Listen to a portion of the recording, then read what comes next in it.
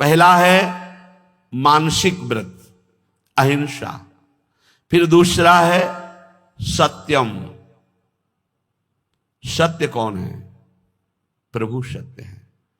भगवान को सत्य नारायण कहा गया, भगवान को सच्चिदानंद रूपाय, सच्चित आनंद रूपाय कहा गया। सत है प्रभु।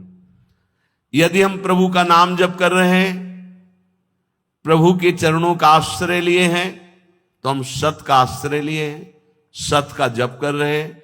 यदि संतों का संग करें तो सत संग कर रहे हैं। हमारे अंदर सत विचार हैं, हमारी सत क्रियाएं हैं, तो हमारी वाणी भी झूठ नहीं बोलनी चाहिए। सत भाषण है, सत संभाषण है, सत वार्ता है, वो सत है, वो सत्य है। ये मानसिक व्रत हैं। अगर ये व्रत नहीं है तो कायिक व्रत का कोई महत्व नहीं होगा, क्योंकि कायिक व्रत का शारीरिक तप का फल है मानसिक में आना। जैसे प्रगट सेवा का फल है मानसिक सेवा में आना, जैसे देह भाव की क्रियाओं का फल है देह भाव रहित होकर स्वरूप में स्थित होना। ये आंतरिक बातें समझो, सिद्धांत जो परम पद प्राप्ति का है। तीसरा है अस्तेयम, किसी की भी कभी कोई वस्तु ना उठाना, चोरी ना करना। जैसे माना कि मार्ग में तो आपका क्या अधिकार है?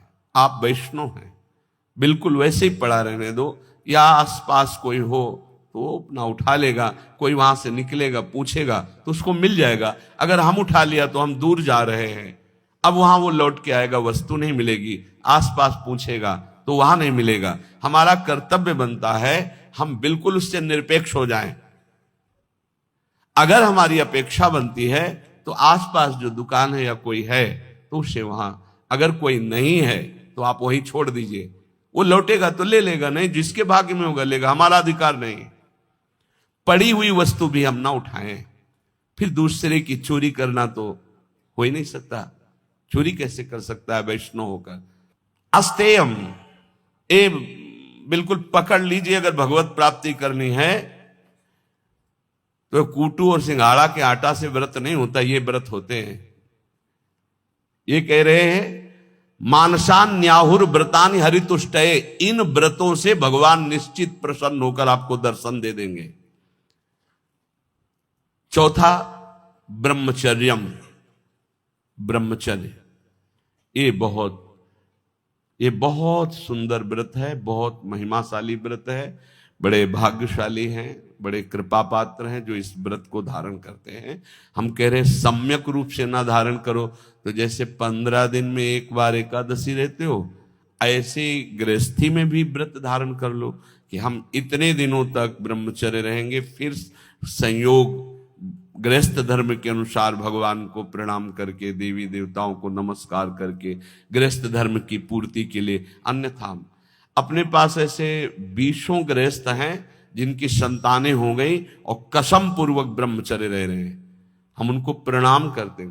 मतलब बिल्कुल कहीं 100 में 1% भी हमें अविश्वास नहीं उनके प्रति। 100 में ऐसा हो सकता है कि 90% हम कह सकते हैं, 10%, 1% भी नहीं, क्योंकि उनके आचरण और उनकी निष्ठा और उनका समर्पण बताता है और उनका चेहरा बताता है, उनके नेत्र बताते हैं कि वो ब्रह्मचर्य से हैं। बच्चे हो गए, समझ में आ गई बात कि अब हमारा उद्देश्य पूरा हुआ, गृहस्थ का परमार्थ का पूरा करते हैं।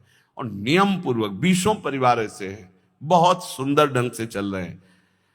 बड़ा मुश्किल होता है इस धर्म का पालन। ये जो मानसिक व्रत हैं बहुत मुश्किल के, और इन्हीं से भगवत प्राप्ति होती है। अहिंसा, मन वचन कर्म से किसी को भी पीड़ा या हिंसा न करना। देखो मच्छर का स्वभाव है वो खून पीता है, भगवान ने उसका स्वभाव बनाया है। हमारा कर्तव्य ऐसे करना नहीं है, हमारा कर्तव्य उसको निकाल देना है, उसको उड़ा देना है। अगर हमारे को बहुत परेशानी तो मच्छरदानी की रचना भगवान ने कर दी है, आप मच्छरदानी लगा लीजिए, आप उससे बचने की व्यवस्था कर लीजिए, उसको मारने का अधिकार नहीं। ये हम भागवत से बोल रहे हैं, श्रीमद् भागवत में जहां नरकों का वर्णन है वहां इसका वर्णन है कि जैसे बिच्छू है, सर्प है, मच्छर है, डांस है, खटमल है, इनका रचना ही भगवान ने किया है और इनका स्वभाव ही है। वो ये नहीं जानते कि मैं खून पी रहा हूं तो इसको पीड़ा होगी, नहीं। उसका आहार, जैसे हम गाजर मूली ये सब वस्तुएं पाते हैं बड़े स्वाद से, मुझे नहीं पता कि ये जीव है। ठीक जीव वैसे ही वो है जैसे अन्य जीवों में है भगवत चैतन्य शक्ति। आप देखो मूली है हरी भरी ऐसे, और उखाड़ लीजिए थोड़ी देर में वो मुरझा जाएगी, अर्थात वो जीव गया, जो मूली में था वो गया। अब वो जीव ही जीव, आहार जीव बिना जीवे नहीं। तो हमारे लिए जो शास्त्र सम्मत है उसे हम बड़े आराम से पाते हो, मुझे पाप नहीं लगता। ऐसे ही जब मच्छर खून पीता है उसको ये नहीं लगता कि मैं किसी का खून पी रहा हूं, उसको लगता मैं अपना आहार ले रहा हूं। अब उस आहार लेने में हमको पीड़ा हो रही, इसलिए हम उसको हटा देते हैं, उसको उड़ा देते हैं। हो गया उसका तो काम, एक ही में वो उसको तो मारना अपराध हो जाएगा। ऐसे हुआ मर गया स्वाभाविक, वो बात अलग है। किसी भी जीव की हिंसा ना हो, यह भगवत प्राप्ति के लिए अत्यंत आवश्यक है। कुछ लोग बोले काल है सांप, नहीं भाई, अगर वो ठीक समय से काटने का समय है आपका, तो आप किसी भी खंड में कहीं भी हो उसी समय वो वहां प्रवेश करेगा और आपको काट लेगा। और नहीं काटेगा तो हम सेनपुर में रहे हैं, जो शाम टाइम जैसे लोग भ्रमण के लिए निकलते हैं ना, ऐसे सहस्त्रों सर्प, शास्त्र माने हजार होते हैं, कोबरा, पानी वाला, कैसे पैथन, मोटे मोटे जो अजगर टाइप, कितने सांप, कोई केली कर रहा है, कोई हुस्कार रहा है, कोई टहल रहा है। इतना भारी जंगल, जिधर जाओ उधर सांप ही सांप। पद्मासन लगाए बैठे, बगल से उठा, पूरी हिम्मत से बैठे हुए कि अगर इसको काटने का समय है तो काटेगा, नहीं काटना तो बिल्कुल नहीं काटेगा, ये निश्चिंत।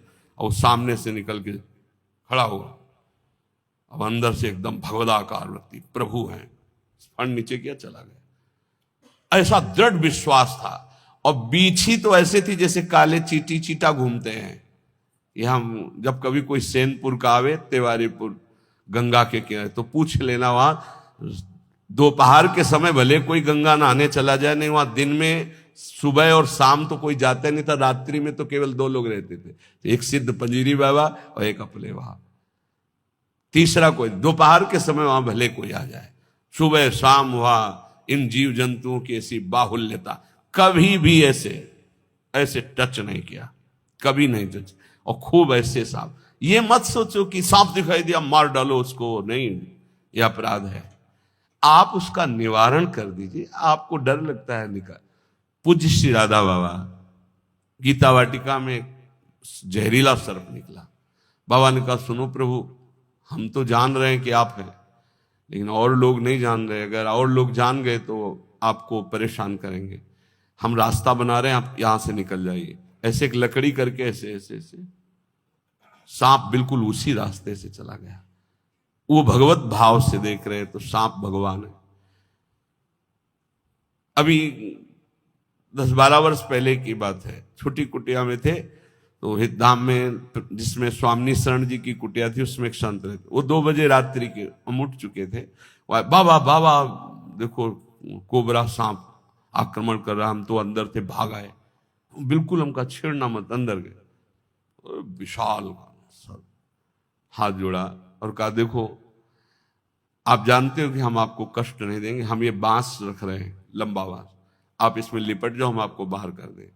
अगर ऐसा नहीं और ये उपद्रव करेंगे तो आपकी हानि हो जाएगी या आप किसी की हानि करेंगे। बांस आप सत्य मानिए, बांस के प्रथम छोर पर ऐसे करके आराम से उठा के राधा राधा राधा राधा बाहर, और मदन टेन की तरफ पहुंचे। अरे सब में श्री भगवान है, आप ऐसा डरो मत, जिससे जब आपकी हानि होनी है वो हो जाएगा, उसको आप रोक नहीं सकते। जन्मेजय जी ने बहुत बड़ी व्यवस्था की थी परीक्षित जी को तक्षक सर्प काटने के लिए। जब सांप हुआ था तो 7वें दिन उन्होंने एक से एक तांत्रिक मंत्र वाले, एक से एक औषधियां और एक खंभ में महल की रचना करवाई गई थी।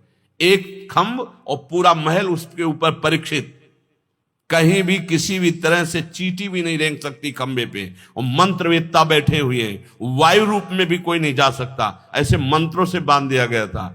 लेकिन तक्षक ब्रह्म ऋषियों को कोई भी किसी तरह चेक नहीं किया जाता था। वो भेंट देने कि आज पक्षी जी का 7वां दिन है, शायद ऐसा हो जाए कि ऋषि का साप तक्षक डसे तो उनको, परीक्षित जी के पास तो बड़े बड़े ब्रह्म ऋषियों को एक पुष्प में बहुत छोटा, एकदम जैसे पुष्प का पराग उससे भी छोटा रूप रख के तक्षक बैठ गया। फूल लिए जा रहे और स्वयं मंत्रवेत्ता ऋषि हैं और उन्हीं के हाथ में कोई मंत्र काम नहीं कर रहा, क्योंकि खुद मंत्र में जा रहे हैं। ऐसी जगह बैठा कि कोई चेक नहीं कर सकता, कोई मंत्र का प्रयोग नहीं हुआ। गए जे परीक्षित के हाथ में दिए, परीक्षित जी ने जे ही प्रणाम मुद्रा में से किया, विशाल काय रूप धारण किया, भस्म किया, आकाश में अंतर ध्यान। भावी को कोई मेट सके ऐसी ही बात, जो होना है वो होगा, जो नहीं होना नहीं। तो हम किसी की हिंसा ना करें, हम सदैव सत्य स्वरूप प्रभु का नाम जप करें, सत्य भाषण करें, सत्य आचरण करें, चोरी किसी की ना करें, अस्ते चोरी ना करें, और ब्रह्मचर्य ये बहुत अमृतमय है। जहां तक हो सके भगवान की कृपा से इसको धारण करो। बहुत समाज की हानि इस ब्रह्मचर्य व्रत के ना रहने से हो रही, बहुत हानि हो रही। और कह रहे अकल्पक, किसी भी तरह से कपट न करो, किसी के साथ व्यवहार छल कपट वाला, सीधी सादी बात रखो। सरल स्वभाव न मन कुटिलाई, भगवान के मोहि कपट छल छिद्र न भावा। ये कपट रख करके भगवत मार्ग के पथिक को, बोल कुछ रहा है, चित्त में कुछ चल रहा है, आचरण में कुछ चल रहा है, ये ठीक नहीं है। जो बोल रहे हो वही आचरण में, वही आपका चरित्र है। मन, वाणी और शरीर एक होना, ये निष्कपट भाव कहा जाता है। इस सरल भाव, भगवान कह रहे मोहि कपट छल छिद्र न भावा, यहां कह रहे हैं कि निष्कपट भाव ये महान व्रत हैं। ये 5 जो व्रत धारण करता है वो और कोई व्रत करे ना करे, निश्चित भगवत प्राप्ति रूपी अष्ट पुष्पों की हृदय में जागृति हो जाती है। अहिंसा सत्यमस्तेयम ब्रह्मचर्य मकलकता एतानि मानसान्याहुर व्रतानि हरितुष्टे। कह रहे हैं कि जो कायिक व्रत है, एक भुक्तम तथा नक्तो मुपवासो मथाचितम, जो 24 घंटे में एक बार केवल भोजन पाता है उसे व्रतधारी ही कहते हैं। भले वो अन्न पर एक बार, कोई भी व्रत की पूर्णता एक बार पा, अगर 2 बार 3 बार तो व्रत नहीं माना जाएगा। नहीं, सुबह खूब आधा लीटर 1.25 लीटर दूध में चाय की पत्ती डाल के, आज एकादशी है ना, आज अमुक व्रत है ना, और वो लिया। फिर 10-11 बजे फल फ्रूट और सब ये खूब दबा के, और 4 बजे फिर 8 बजे रात्रि के। इसमें मतलब है ना कि तुम्हारा व्रत है, कोई व्रत नहीं है, कोई व्रत नहीं तुम्हारा हुआ। अगर आप एकादशी व्रत हो तो 24 घंटे में एक भुक्तम तथा नक्तो मुपवासो मायाचितम, अयाचित भाव से विरक्त को और धर्म पूर्वक कमाए हुए अर्थ से गृहस्थ को एक बार, व्रत हो तो किसी का दिया हुआ पानी भी मत पीना, नियम है। गृहस्थ हो तो आज तुम्हारा व्रत है, किसी का पानी नहीं, फलाहार की तो बात जाने दो। अपने घर में जो कुछ आपको मिल जाए वो एक बार, 24 घंटे में अगर व्रत पूरा करना है तो एक बार, जल भले 2-3 बार ले लो, लेकिन खान पान का कोई भी सामग्री, फलाहार या दुग्धार एक बार करो तो व्रत माना जाएगा। वैसे अगर 24 घंटे में एक बार अन्न पाता है तो व्रत वाला ही कहा जाएगा, उसका व्रत ही माना जाएगा। ये शास्त्र, एक भुक्तम तथा नक्त मुपवास मयाचितम, अयाचित भाव से एक बार जो प्राप्त हो गया उसको शरीर, एक बार से प्राणों का पोषण अच्छा हो जाता है। जिनका भगवत कृपा से अभ्यास बन जाए तो देख लो, लेकिन बहुत ही कठिन है जिनका बाल भोग सुबह से हो, चाय और बिस्कुट और नाश्ता, और फिर दोपहर में, फिर शाम के 4 बजे चाय नाश्ता, और फिर 8 बजे भोजन।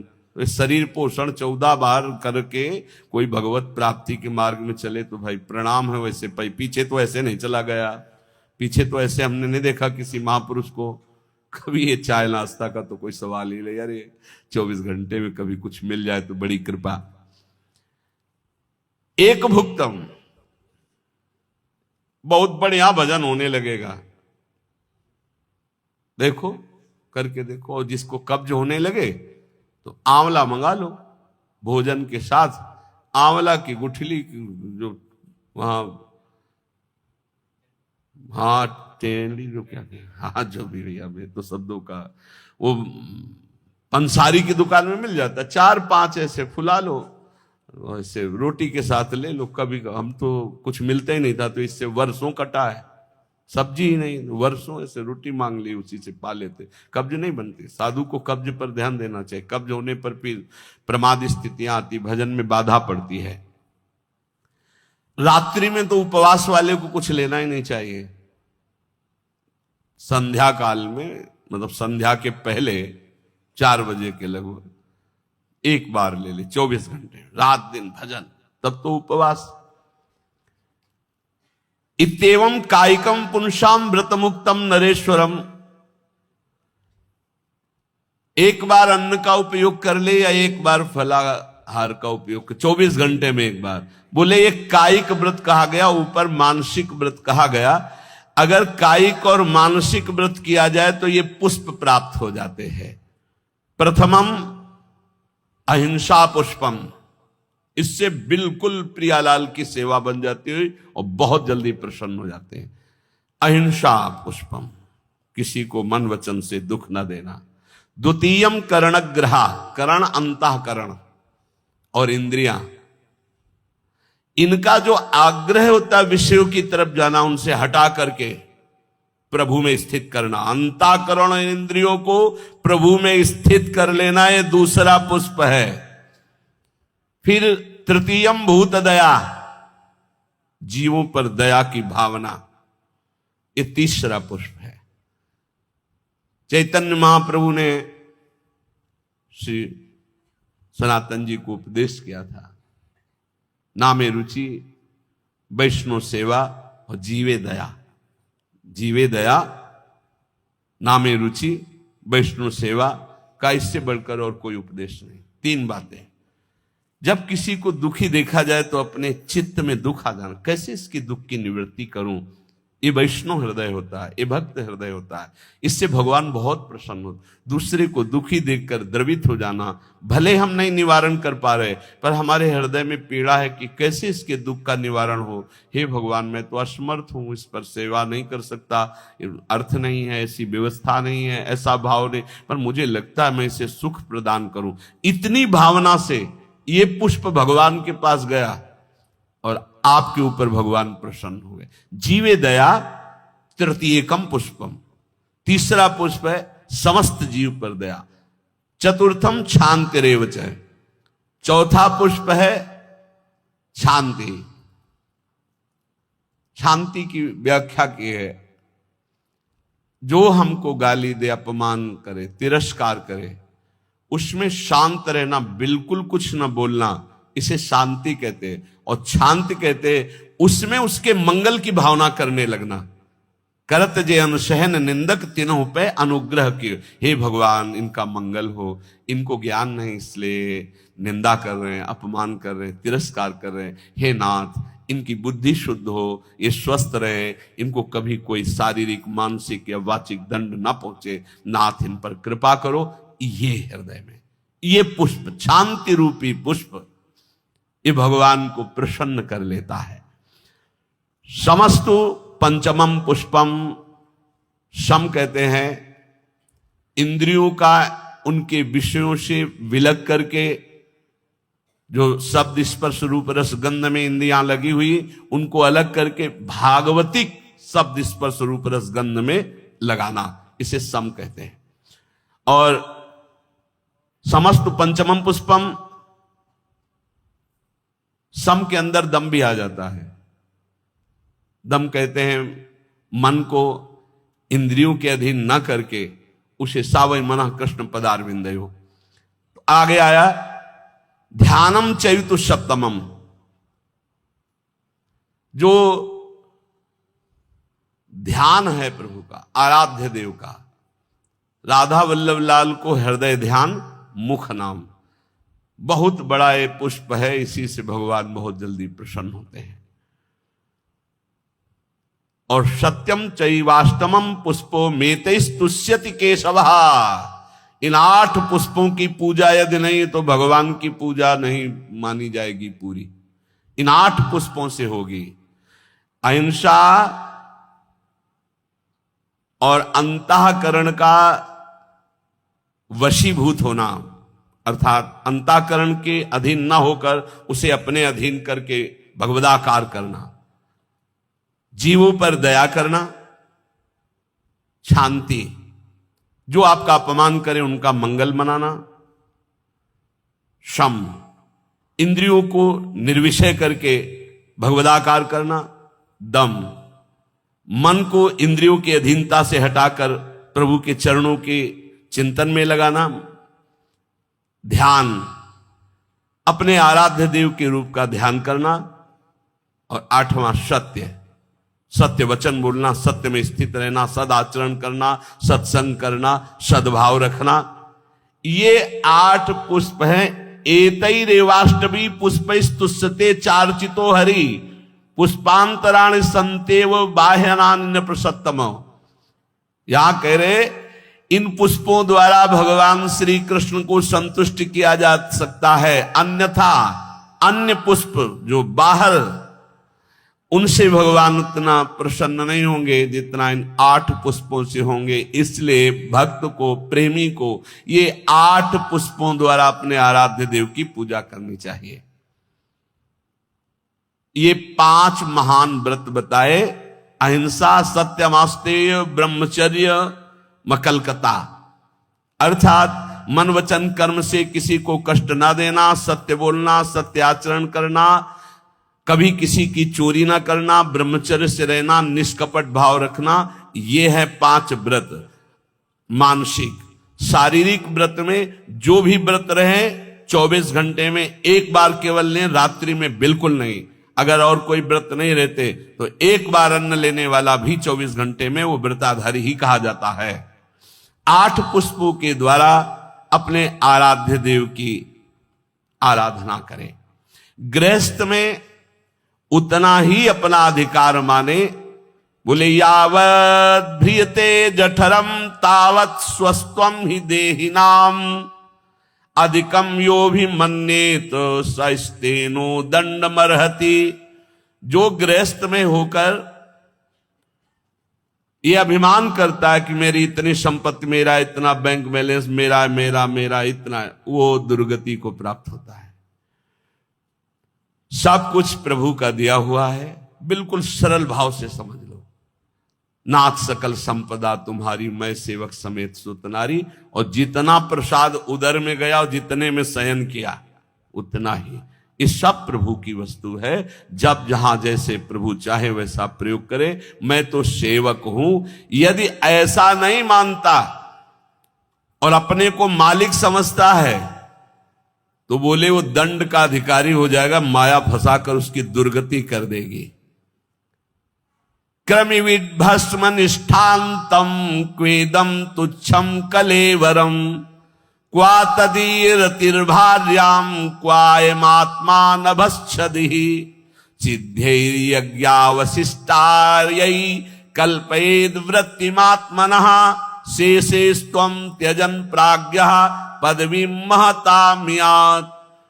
जो ये समझता है कि शरीर अंत में इसकी 3 ही गति होती है, या जला दिया गया तो राख बन गया, गाड़ दिया गया तो कीड़ा दिखा करके, और अगर जल में फेंक दिया गया तो जल जंतु खाकर, इसकी यही गति होती है। या जमीन में दबा दिया गया, आग में जला दिया गया, बाहर फेंक दिया गया। इस शरीर को तुच्छ समझे। क्रमि विड भस्म निष्ठांतम क्वेदम तुच्छ कलेवर, ये बहुत तुच्छ कलेवर है। इस शरीर में आसक्ति करके चाहे गृहस्थ हो चाहे विरक्त, दुर्गति को ही प्राप्त होता है। फिर इस शरीर के संबंधी स्त्री पुत्र परिवार आदि ये तो अपनी अंतरात्मा को भ्रम में डालने वाला बहुत बड़ा जाल है। एक वैसे ही जड़ चेतन की ग्रंथि, ऊपर से और ये ममता की ग्रंथि। गृहस्थ को चाहिए कि प्रारब्धवशात जो भी आपको प्राप्त हुआ है धन संपत्ति आदि, वो प्रभु का है ऐसा माने। त्वदीयं वस्तु गोविंदम तुभ्यमेव समर्पये, और प्रसाद से अपना जीवन निर्वाह करे, उसे यज्ञ अवशिष्ट कहते हैं, भगवान को अर्पित करके।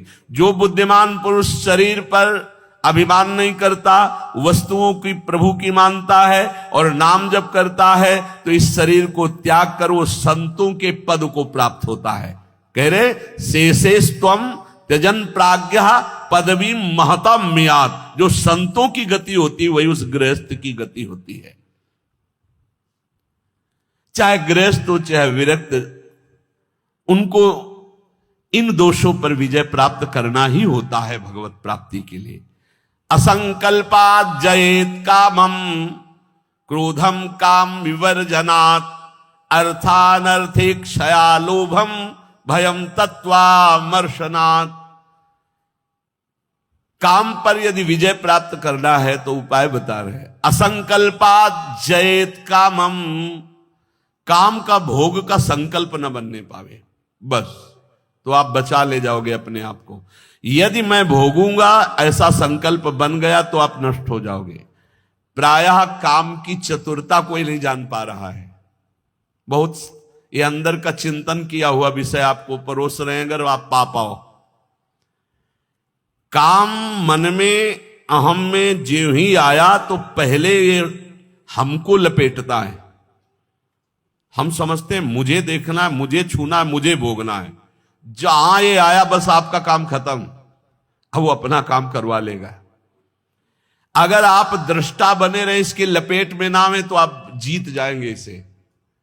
कि दृष्टा एक काम आ गया मन में, एक काम अहंकार में आ गया, अहम में, नहीं नहीं मुझे नहीं भोगना। ए काम तू वहां है, मेरे पे नहीं है। मैं तुझे देख रहा हूं, तू मेरे को नहीं देख सकता, मेरे को स्पर्श नहीं। हम भूल करके उसके लपेट में आ जाते हैं, तभी हम कामी कहलाए, तभी हम परास्त हो जाते हैं। असंकल्पात् जयेत कामम, संकल्प ही मत बनने दीजिए। कब संकल्प बनता है? ध्यायतो विषयान पुंसा संगास्तेषु उपजायते। जब हम विषयों का चिंतन करते हैं, देखा सुना बोला बातचीत की, उसका चिंतन बना, तो ध्यायतो विषयान पुंसा संगास्तेषु उपजायते। अब उस भोग करने की संकल्प वृत्ति जागृत हो रही है। कब? जब उसका चिंतन किया, उसको देखा, उसका सुना, उसका मन। इतना समय क्यों दिया? ये गलती क्यों की? असंकल्पात् जयेत कामम, तुमने समय दिया, संकल्प बना दिया, अब तो तुम्हें भ्रष्ट होना ही पड़ेगा। अब तुम्हारे पास रह नहीं गया कुछ बचाने के लिए, ले जाएगा, नष्ट कर देगा, तुम तन्मय हो गए। काम से बचने का उपाय बता रहे हैं। ध्यान ना होने पावे, संकल्प ना बनने पावे। ध्यायतो विषयान पुंसात् संगास्तेषु उपजायते, संगात् संजायते कामा, कामात् क्रोधो भी जायते। क्रम है। क्रोधात् भवति सम्मोहा, सम्मोहा स्मृति विभ्रमः, स्मृति भ्रंशात् बुद्धिनाशो। बुद्धि, ये श्लोक पढ़ने में देर लगा है, उसको ये सब करने में देर नहीं लगती। असंकल्प के द्वारा, मतलब संकल्प त्याग के द्वारा, भोग का संकल्प ही ना होने पावे तो आप काम विजयी हो सकते हैं। इसीलिए कहते हैं राधा राधा राधा राधा। जब आपके अंदर वो चक्रव्यूह रचना रच रहा हो काम के चिंतन की, उसी समय तोड़ो राधा राधा राधा राधा। वो कहेगा चुप रहो, नाम मत जप करो, मेरी बात सुनो। आप सुनना नहीं। मैं देख रहा हूं कि तू काम है, मेरे में नहीं है, तू मन में है, अंतःकरण पे है, अब मैं तेरे को देख लूंगा। खत्म हो जाएगा। बहुत डरपोक है सब। यदि नाम चल रहा है और आप अपने को दृष्टा माने, आप में कभी काम था ही नहीं, आप में कभी काम है ही नहीं, आपको कभी काम परास्त नहीं कर सकता, क्योंकि आप भगवान के अंश हैं। ये मायावी आप पर प्रहार नहीं। आप अपने स्थान से चूक गए और आपने जे ही ये स्वीकार किया शरीर भाव से कि मैं पुरुष, मैं भोक्ता, अब मारेंगे आपको। यही गलती हमें फंसा रही है। क्रोधो काम विवर्जनात्। क्रोध कब आता है? जब हमारी इच्छा के विरुद्ध कोई कार्य करता है तब क्रोध आता है। हम चाहते हैं कि आप शांत बैठिए, आप अशांत होकर के बोलने लगेंगे, हमें गुस्सा आ जाएगा। हम चाहते हैं धर्म से चलिए, आप अधर्म से चलेंगे, क्रोध आ जाएगा। हम जो चाहते हैं उसके विपरीत जब होता है तब क्रोध होता है। तो ये जो हम चाहते हैं, भले हम धर्म चाहते हैं, शांति चाहते हैं, मंगल चाहते हैं, तो ऐसी चाहत संभाल के कि बाहर अशांति अंदर अशांति प्रवेश न कर पावे। अगर बाहर कोई अशांत हो रहा है तो जोई जोई प्यारो करे सोई मोई भावे। शांत, आप तो शांत रहिए, अशांति आपके अंदर न जाने पाए, क्योंकि आप शांत प्रिय हैं। हम क्या करते हैं, बाहर शांति स्थापन के लिए अंदर शांति खो देते हैं। बाहर हमारी इच्छा के विपरीत हुआ कि अंदर हम अशांत हो जाते हैं, गड़बड़ी। बाहर अशांति होने दो, अंदर शांति बनी रहनी चाहिए। हमारे इच्छा के विरुद्ध जब कोई कार्य करता है तो क्रोध आता है। कामना के विरुद्ध जब कोई कार्य होता है तब क्रोध आता है। क्रोध सबसे पहला काम करता है, वो मूढ़ता पैदा कर देता है। क्या कहना चाहिए, क्या करना चाहिए, सब खत्म हो जाता है। और मूढ़ता काम करती स्मृति का नाश करने का। मूढ़ता ही फौरन स्मृति का नाश किया। आप कौन है, आपका क्या कर्तव्य, आप क्या कर रहे हैं, भूल गए। और स्मृति नष्ट होते ही बुद्धि भ्रष्ट हो जाती है। और ये सब कहने में देर लगा या सेकंड में हो जाता है। इसीलिए क्रोध को जीतने के लिए इच्छा का त्याग करो। संतुष्टायन के नवा, कैसी भी परिस्थिति हो क्रोध नहीं आना चाहिए। फिर कह रहे हैं लोभम अर्थानर्थिक क्षया। ये रुपया ये अनर्थ ही करता है, अनर्थ ही करता है। यदि भगवान का भजन नहीं हो रहा तो ये रुपया अनर्थ पैदा कर देता है। यदि शब्द इसलिए लगाया कि अगर भगवान का भजन हो रहा है तो सुधन धन्य कहा गया। प्रथम गति जात की संत सेवा में, भगवत आराधना में, प्रभु के उत्सवों में, अन्य जीवों की सेवा में वो धन जाता है। बोले अब देखो ये सत्संग बना हुआ है, सत्संग हॉल, कितने लोग सुखपूर्वक भगवत चर्चा, अब इसमें किसी न किसी का तो अर्थ लगा है, तो धन्य है। जब तक सत्संग होता रहेगा, नाम कीर्तन होता रहेगा, ये बना है, उसका सुकृत हो रहा है। देने वाला तो गया, लेकिन उसका अर्थ और उसका ब्याज और उसकी महिमा उसको परम सुख प्रदान करती रहेगी, क्योंकि ये ऐसे, ये भी धन है। और भी जगह ऐसे लगे हुए हैं। बोले ये धन अगर भगवत चिंतन नहीं, भगवत आश्रय नहीं, तो अनर्था, ये अनर्थ पैदा कर देता है। एक मार्ग में जा रहे थे तो स्वर्ण और जवाहरात आदि की असरफियों से भरी हुई एक थैली पड़ी थी, किसी की गिर गई होगी। तो संत जा रहे थे, उनके शिष्य उठा ले, बोले चुप, छूना मत, मृत्यु है, मार देगी, डाइन है, खा जाएगी ये संपत्ति। गुरु जी आप उल्टा सीधा बोलने लगते हो। कितनी बढ़िया है रतन जवाहरात हीरा की थैली, आप कह रहे हो डाइन है, खा जाएगी, छूना मत, मार देगी। अरे बड़े मजे हो जाएंगे, खूब साधु सेवा करेंगे, कीर्तन करेंगे, भंडारा। तुम्हें विश्वास नहीं हो रहा, ये खा जाती है। अच्छा रुको, चलो वहां झुरमुट में बैठते हैं और देखो ये डाइन कैसे खाती, किस किस को खाती। वो बैठे ही थे कि 4 रात सैनिक घोड़ों पर उस समय चलते थे। घोड़े से चारों रुक गए। बोले यार किसी की गिर गई। बोले आसपास तो कोई दिखता नहीं, जब गिरी हुई चीज है तो हमारे ही अधिकार में आ गई, हम चारों लोग बांट लेते हैं। बोले हाँ बांट लेते हैं, चलो एक पेड़ के नीचे बैठते हैं। बैठे, अब भूख बहुत लगी है, अब इतनी संपत्ति मिली तो बढ़िया ठंडा जल लाओ और भोजन लाओ, चारों लोग पाया जाए, फिर इसे 4 हिस्सों में बांट के, फिर हमारी तो ड्यूटी चल रही। 2 गए लेने बाजार से भोजन सामग्री, उसी अर्थ से। उन गए, बहुत कीमती कीमती रत्न है। बोले इरादा क्या है? बोले हम दोनों यहीं पा लेते हैं। कह देंगे कि हम तो पाले थे और जहर मिला देते हैं, उनको ले जाते हैं, वो विश्वास है पालेंगे, वो दोनों मर जाएंगे, तो 2 हिस्से में बांट लेंगे, 4 हिस्सा क्यों लगेगा? बोले बढ़िया बात है। दोनों ने पाया, उनके वाले में अलग से जहर मिलाकर उनको, और इधर इन दोनों ने आए, वो 2 गए हैं, लौट क्या है, धीरे से सीधे शूट कर देते हैं। जब राज दरबार में पूछा जाएगा तो कह देंगे कि दुश्मनों ने शूट कर दिया, और 2 हिस्से में बांट लेते हैं। बोले बहुत बढ़िया, ऐसा ही करते हैं। बोले देखते ही दूर से ही गोली मार देना, नजदीक ना आने पाए, क्योंकि जब ये साबित करना है कि दुश्मनों ने मारा है तो दूर से ही मार देना। ठीक, इधर दोनों ने प्लान बनाया उनको गोली से शूट करने का, उधर प्लान बनाया उनको जहर से मारने का। अब वो जो ही नजदीक, दोनों ने शूट कर, इसके बाद नजदीक गए, उनका यार खान पान की सामग्री तो है ही, अच्छे से खाया पिया जाए, 2 हिस्से किए जाए। दोनों ने बैठकर पेड़ के नीचे खाया, और ये ही जल पिया तो तीक्ष्ण जहर मिला था, दोनों मर गए, चारों मर गए। गुरुजी निकले, बोले देखा डाइन खा गई, जेव कते हो संपत्ति पड़ी खा गई, 4 को मार डाले, भाग यहां से, इसको मत छूना, कितनों को मार देगी। अर्थ अनर्थे क्षया, भगवान से विमुख होकर जो अर्थ कमाया जाता है वो अनर्थ पैदा कर देता है। इसलिए लोभ पर विजय प्राप्त करो, लोभ करो प्रभु के नाम का, प्रभु के चिंतन का।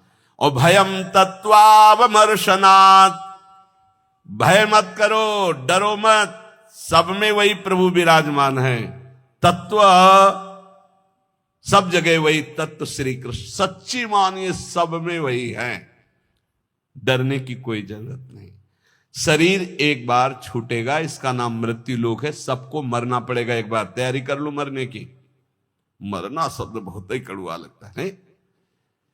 एकांत में सोचो कि मुझे मरना है तो कैसा लगेगा। एक बार तो हाई बीपी तो हो ही जाएगा, नहीं हो जाए, या लो हो जाएगा, 2 में 1 हो जाता है। बहुत सीरियस हो गए तो फिर मरना है, सबको लगता है ना डर। ईमानदारी से देखो, डर लगता है, डर लगता है। क्यों? क्योंकि शरीर प्यार हो गया है, हमारे प्यार का विषय शरीर हो गया है, हमारे प्यार का विषय शरीर संबंध भोग हो गए। सच्ची मानिए डर का विषय यही है। जैसे बहुत अच्छा कपड़ा नया रेशम का भी दिया जाए, कहा जाए आप ये उतार दो, तो उतारने में आपको देर लगेगी, 1 सेकंड में फेंक दोगे, क्योंकि उससे कई गुना महंगा और पवित्र वस्त्र लाओ भाई हमसे। ऐसे ही आपको जब भगवत देह प्राप्त हो जाए, भाव देह, तो इस शरीर का त्याग ऐसे हो जाता है जैसे पुराने कपड़े का त्याग। अब इसी शरीर से आपको प्यार भगवत भाव तो आया नहीं, तो आपको भय लगेगा। भय मत करो, ये शरीर छूटेगा। इसीलिए हम रोज आपको एक बार याद जरूर दिलाते हैं सत्संग में कि मरोगे। यहां के सत्संग का एक बार संजीवनी बूटी ये चम्मच में जैसे पवाई जाती है ना, तो हम तुम्हें वचन से श्रवणेंद्रिय में डालते, मरोगे, सब मरोगे, एक दिन मरोगे। बोले सुबह सुबह रोज मरने की बात है बाबा जी कहता है। जानते हो क्यों करते हैं? क्योंकि तुम्हें कभी नहीं मरना है। राम मरे तो मैं मरूं, नहीं तुम मरे मेरी बलाए, और अविनाशी का बालका मरे न मारा जाए। बात समझ रहे हो? तुम कभी नहीं मरोगे, तुम अविनाशी हो, लेकिन तुम शीशा में नहीं देख पाओगे अपने आप को। शीशा वाला जो है देखने में आता है वो मरेगा। समझ पा रहे हो? मरना बहुत ही खतरनाक लगे, और मरना सत्य है यहां, और आपका मरना नहीं है, कभी नहीं मर सकते। तुम अमर हो, साधना से अमर नहीं हो, तुम अविनाशी के बच्चा हो, तुम अविनाशी हो, तुम्हारा कभी नाश नहीं हो सकता। जहां ये बात आती देखो कितना अच्छा लगता है। नहीं नहीं, ये बहुत बढ़िया है कि एक लिमिट समय दिया है, 60 वर्ष, 70 वर्ष, 80 वर्ष, 100 वर्ष, इसके बाद आपका पुराना शरीर हटेगा, नया शरीर प्राप्त होगा। और अगर बीच में सौदा पक्का कर लो, माल इकट्ठा कर लो, तो भाव देह की प्राप्ति हो जाएगी, भगवत देह की प्राप्ति हो जाएगी, जहां कभी न बुढ़ापा है, न रोग है, न मृत्यु है, न शोक है। खूब नाम रूपी धन कमा करके श्री जी के सहचरी भाव या ये जो जितने भगवत भाव, कोई एक भाव का देह प्राप्त कर लो, झंझट खत्म हो जाए मरने जीने से। देखो जैसे इस संसार में 4 लोगों से मित्रता करके और सब आनंद में जीवन व्यतीत करते हो, कैसा लगता है? ऐसा लगता है यहीं से जाना ना पड़े, देखो बाबा जी भी बन गए तो ऐसा कभी किसी को नहीं जानते थे, अब ऐसा लगता है जिनको हम जान गए यही सब बने रहे, इनके बीच में हम रहे और ऐसे भोग लगता रहे, वैसे आरती होती रहे, वैसे नाच गाना गाते रहे, वैसे गाते रहे, नाचो रहे। मरने वाला चक्कर नहीं होना चाहिए, ऐसा लगता है ना। और अगर यही हम प्रगट में श्री जी के समीप हमारे प्रिया प्रीतम विराजमान है और हम भाव देह में हैं और वहां मरना नहीं है, वहां 56 भोग लगना है लेकिन शुगर नहीं होना है, खूब पकवान पाना है लेकिन लीवर नहीं खराब होना है, खूब अच्छे अच्छे पदार्थ पाने हैं लेकिन ब्लड प्रेशर हाई लो नहीं होना है। कल एक भक्त बड़े भोले थे, उन्होंने कहा पकवान का भोग तो हम इसलिए श्री जी के नहीं लगाते कि मुहासे हो जाएंगे श्री जी के, और लालजू को फिर अच्छा नहीं लगेगा, इसलिए हम आंवला जरूर भोग लगाते श्री, हमें अच्छा लगा। चलो उनको मालूम नहीं है पर भाव तो अच्छा है ना। सच्चिदानंद विग्रहाय सांद्रानंद घन प्रेम मूर्ति के, पर बहुत अच्छा लगा उसका भाव कि वो अपने भाव में तो डूब रहे हैं कि श्री जी को अगर मुहासे हो गए तो लाल जी को पसंद नहीं आएगा, ऐसा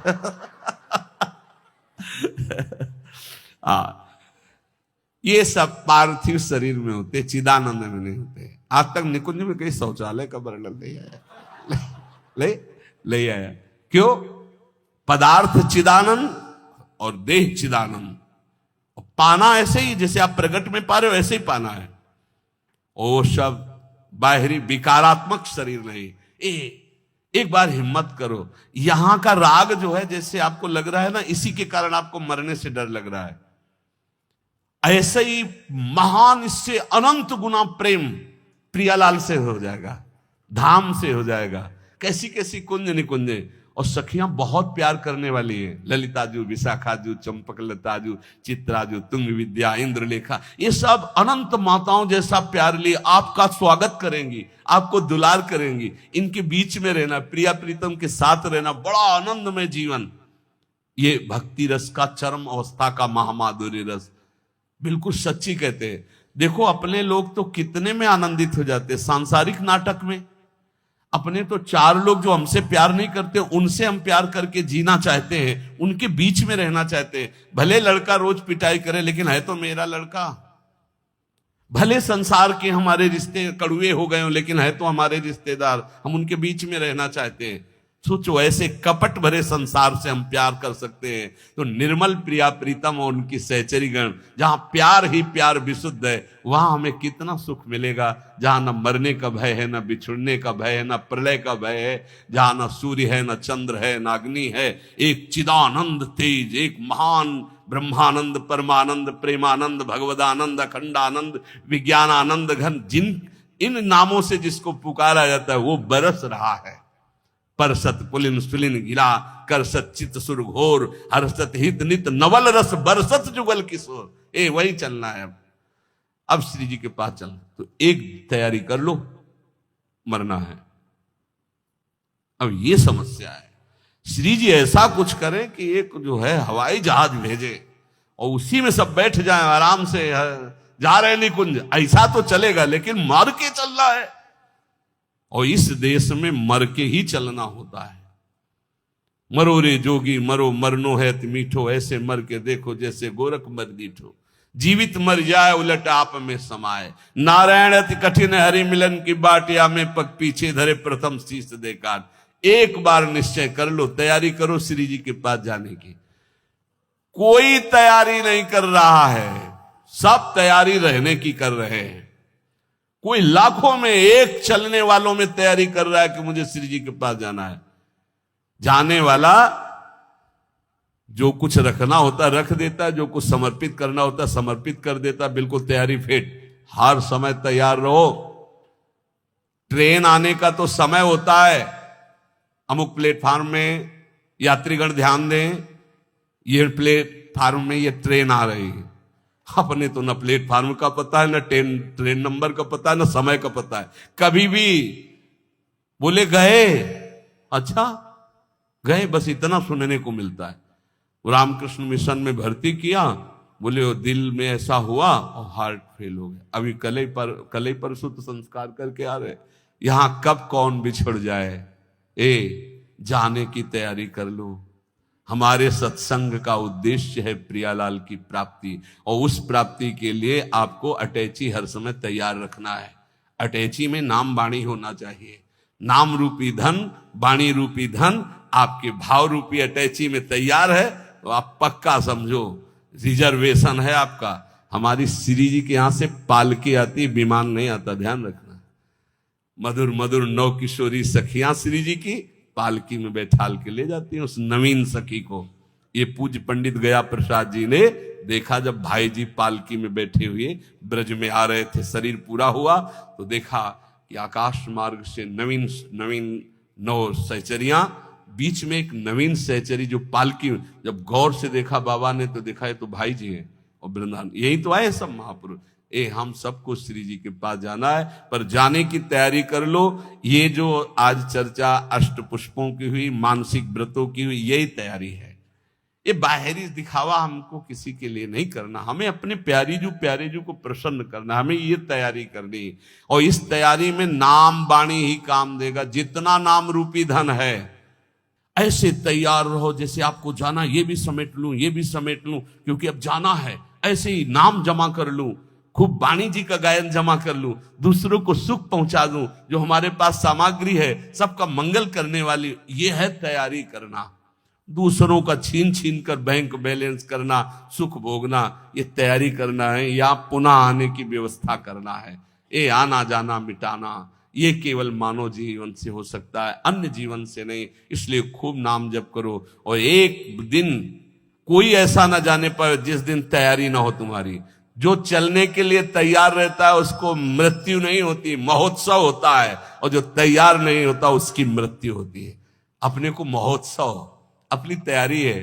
सोचो जब यहां से तो प्रियाजू की सखी आएंगे ली वाले, और जब हम वहां पहुंचेंगे तो ऐसे स्वागत करते हमारे प्रियालाल, आओ बहुत जन्मों से बिछुड़े थे, आए मिले परिवार आपने हरिहंस कंठ, आओ मेरे बच्चे, बहुत समय से मेरे से दूर थे। अभी हमको प्रियालाल पराये लग रहे हैं, ये अपने लग रहे हैं, लेकिन सच्ची मानना जिस दिन तो अनंत जन्मों से जिनसे हम बिछुड़े थे, मैं उन्हीं का हूं, पक्का उन्हीं का हूं, उनसे बिछुड़े थे, तब वो जो सुख मिलता है, पहचान जो छुप गई थी, स्मृति जो नष्ट हो गई थी, वो स्मृति जब जागृत हुआ, अरे मेरे प्रभु, मेरे स्वामी, मेरे अंशी, महान सुख। बस वहीं चलना है।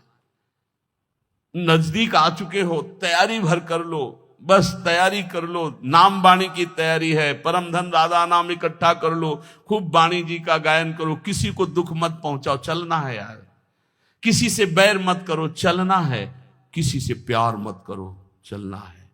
ना काहू से दोस्ती, ना काहू सो बैर, समा सर्वेषु भूतेषु मत भक्तिम लभते पराम, सब में समान भाव, भगवत भाव रखते हुए निकल चलो प्रियालाल के चरणों में। यही जीवन का परम लाभ।